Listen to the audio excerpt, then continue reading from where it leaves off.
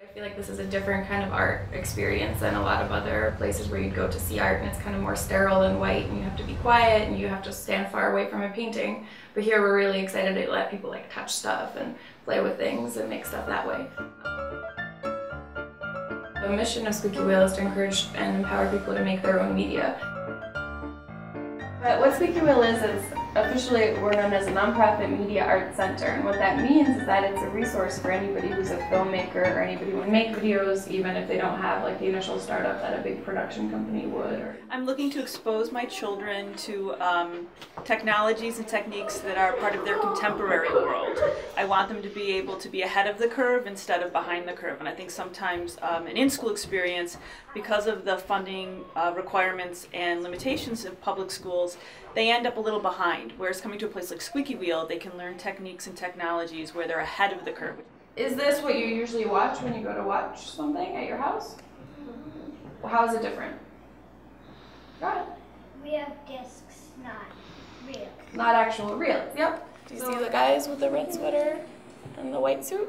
I think it's really fun for young people to come through here and see kind of what is available, learn about the history of the media arts and the film and video mediums.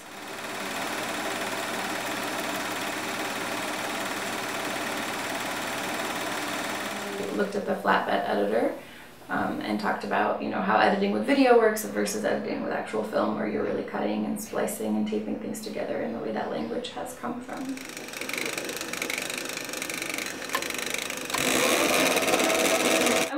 In the zoetrope, some of the low technology as well as the high technology, and I like that they connected the two. And I'm always almost surprised by how excited people get about the zoetrope, because it is so like low tech and simple, but I think for some people it's like the first time they've ever seen anything like it. Exactly, it creates the illusion of motion out of a series of a bunch of still images. And you actually, guess how many you see per second? 100. 24. But that's still a lot. What's changing from one picture to the next? There's a slight change, right, from one to the next.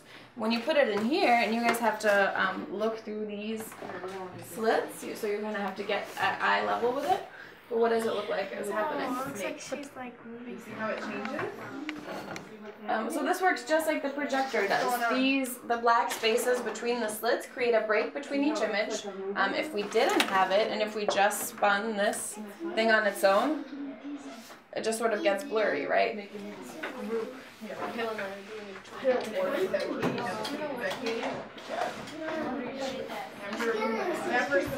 Added balloons that were rising up and a flower blooming. Even today, I mean, like some of these zoetropes are really amazing. This kid ran out of steam halfway through, but I think just the start of it is like a really beautiful work of art. If you are watching this video and you are a teacher in a classroom, or you take part in an after-school program, just know that we're here and that we can come to you or you can come to us. I really like the stop motion animation. Come over here and do about 10 frames and move the guy in whatever way they'd like. So make them dance, make them, whatever. And then afterwards we'll have a little stop motion animation that everybody made together. So. It was really interesting, and more people should get involved with this kind of stuff. I will be honest, I don't have the skill set that is here in a place like Squeaky Wheel, so they can learn it from people who are also ahead of the curve. I don't know that they'll go into professionally, but that's, I don't know that they're going to go into swimming professionally, but I have them do that because it's good for them as well. Squeaky Wheel is a great place for youth, and I'm happy to be here.